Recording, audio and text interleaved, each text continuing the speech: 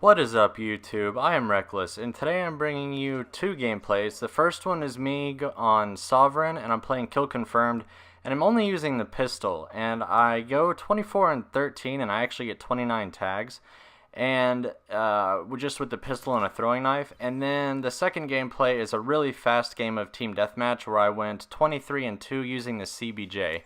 So a little bit of unusual gameplay today. Okay, so today I'm going to kind of try and do an experiment, and it would be really awesome if you guys could try and play along. So, I feel like a bully. I have talked about Ghosts negatively for a very, very long time, but I do enjoy the game. I enjoy playing the game and everything, and I do have fun on it, especially since they've patched a lot of the things. So, today I'm going to be talking about what Ghosts got right, because I do feel that it got a lot of things right. And the things that it didn't get right, they didn't necessarily get wrong. What I mean by that is it had the right ideas in mind, and it was trying to do good things with the things that it may have done poorly. And they either were trying to do the right thing, but it failed because it just didn't work with other aspects of the game, or because we as a community didn't accept it. So today I'm going to be talking about a little bit of those things, and the way you can participate is by trying to put what you like down in the comments about the game. And the idea here is to try and not say anything negative. So while I go through this list of things, keep in mind that even though some of them might affect the game negatively, I am not going to talk about the negative aspects of some of the things. And you'll see what I mean here. So I'm mostly going to be talking about the multiplayer aspect, but I have to mention two things first before I get into multiplayer, and that is that the campaign was actually really well written. It was pretty fun to play, and it was written by Stephen Gagan, and he was the guy who wrote Traffic, which was a really, really good movie, and obviously it won an Academy Award. But so yeah, the campaign, it was pretty sick. Then they came out with Extinction, which I'm really glad that they did this, because previously it was the campaign, multiplayer, and like Spec Ops was basically it. And so it was first-person shooter, you know, player versus player the whole time. And they finally added, you know, player versus environment and you know, aliens and such. So, and then eventually they added the survival mode into that as well. So it added, kind of made it a horde mode. So anyway, so on to the multiplayer. The first thing is that I really it made it easy. It initially made it very easy for beginners to get into. It had a lot of things that made people who are new to the game want to stick around, ways for them to get kills, things like that. Like, see right there, I can't say anything negative. You know, the IED, it helped new players. So, and that's the idea here, is we're not going to talk about the negative things. But yeah, so something that I honestly think that they did right was the new game modes. We don't necessarily see all of them in multiplayer. Some of them are in private match only, but there's a reason for that as well. I mean, first of the game modes that are in multiplayer, Search and Rescue is really, really fun, except when trick shotters are in the lobby and they just keep reviving their teammates and stuff. But it made Search and Destroy very interesting. And they also brought back Search and Destroy, even though it wasn't available for, what was it, like a month or something? But so it made Search and Destroy a lot more interesting. And actually, if you look at the numbers, more people play Search and Rescue than they do Search and Destroy. So yeah. And then they tried to introduce heavy duty. We all complained about, oh, we want the health to be higher, we die too fast. They added heavy duty. Nobody played it. And so, yeah, that's on us right there. We could have been playing heavy duty and they would have kept it in. Also Blitz. And this is something that I've been saying for a long time. I'm going to get a little off topic here, but this is something that I've been saying for a really long time, is that Blitz replaced Capture the Flag. A lot of people hated that, especially, you know, I mean, it was in public matches and in competitive. So it is, you know, they took it out, and Capture the Flag has been a part of competitive for a very long time.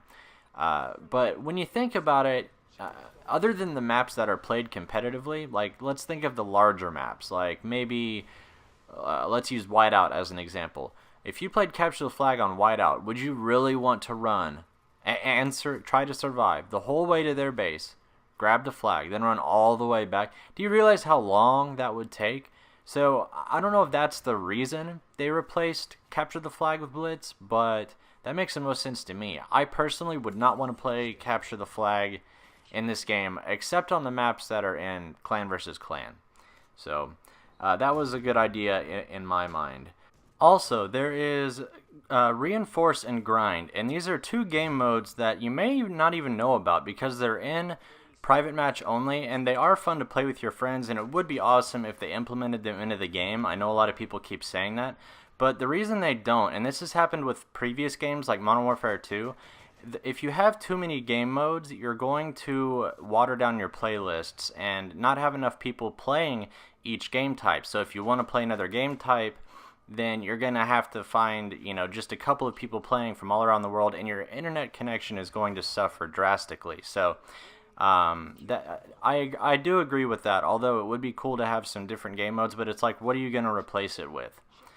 Speaking of having a good connection, one thing that Infinity Ward has over Treyarch, because I'm normally a Treyarch person, but I'm not going to lie, I do always prefer Infinity Ward's hit detection in comparison to Treyarch's. Speaking of Treyarch and Infinity Ward, Treyarch was normally the company that I thought of whenever I thought of them releasing patches and trying to update things and listening to the community, and Infinity Ward was kind of notorious for not fixing their hacked lobbies in Modern Warfare 2, things of that nature, but I've got to give it to them. In this game, they have released a lot of patches that did a lot of good. They buffed the SMGs to where the SMGs are really good. Then when the Bison was too powerful, they nerfed it back just a little bit, just enough to where it's, the SMGs are great now. And then they released this huge patch that was, I don't even remember how big it was. It was absolutely huge, and it fixed a lot of problems. And they've done so much tweaking to the IED to where I rarely die from them now. So I've got to give it to them. They really have been trying to update this game and keep it, people interested in it. I know a lot of people are complaining about this and that, but they really are. With this game, they're doing the best job that, and as far back as I can remember, they've ever done with releasing patches and updating things. Speaking of listening to the community, we also, one of the things that a lot of people asked for was bigger maps. They were tired of the small 3-lane maps that were in Black Ops 2.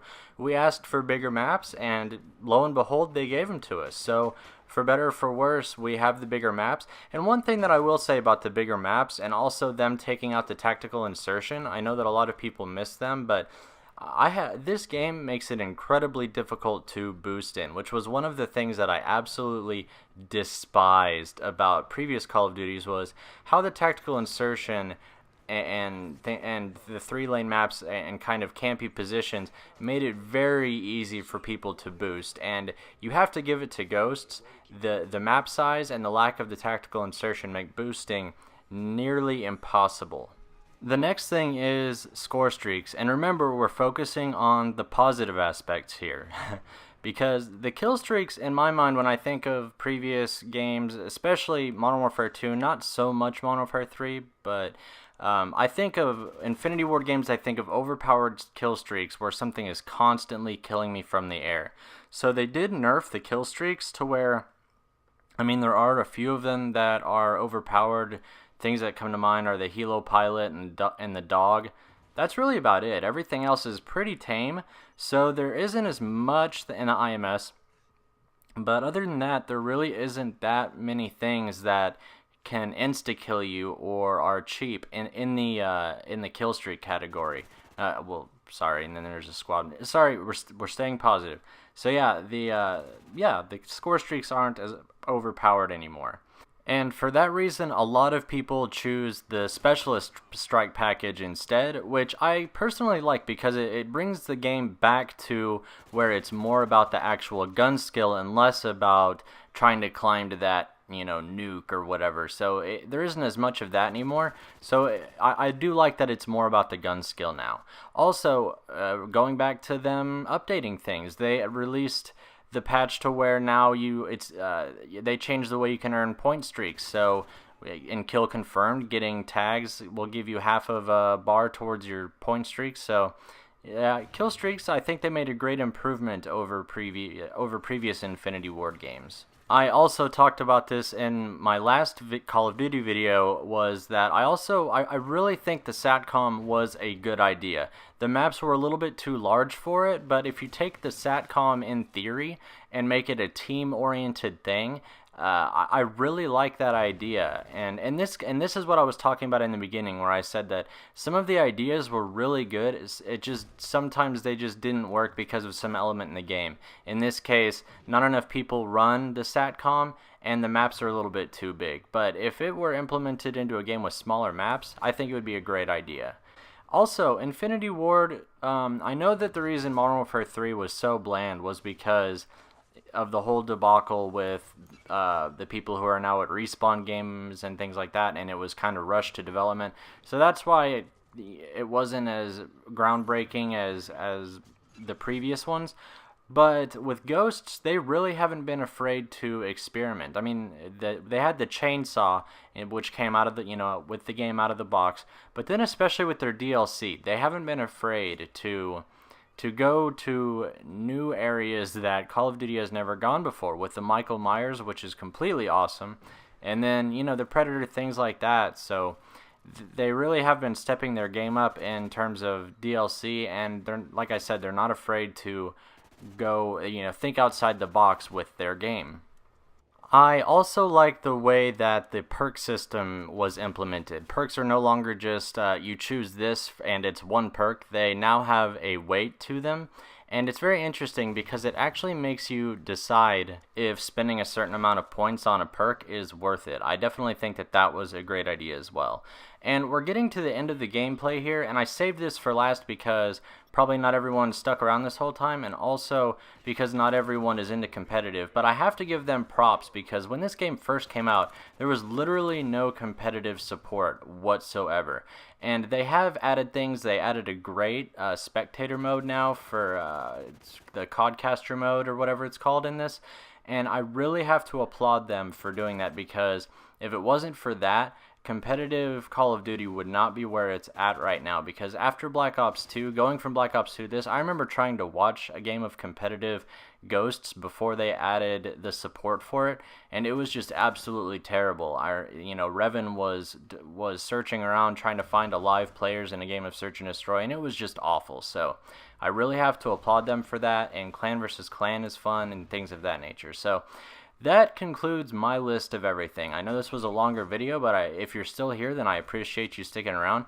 Put what you like about Call of Duty Ghosts down in the comments. I will read all of them, and I will respond to them. I'm really interested to hear what a lot of you have to say, because I know we've been talking very negatively about this game, and it would actually be really cool to say some good things about it for once, and talk about some of the good features and things that you like about it. So, like I said, leave a comment. Also, if you wouldn't mind leaving a rating on this video, if you liked the gameplay, if you liked what I talked about, like is always appreciated, but if not, as always, that's cool. And this has been Reckless, guys.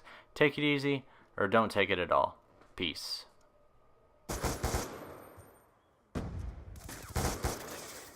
Kill confirmed. UAV on standby. Kill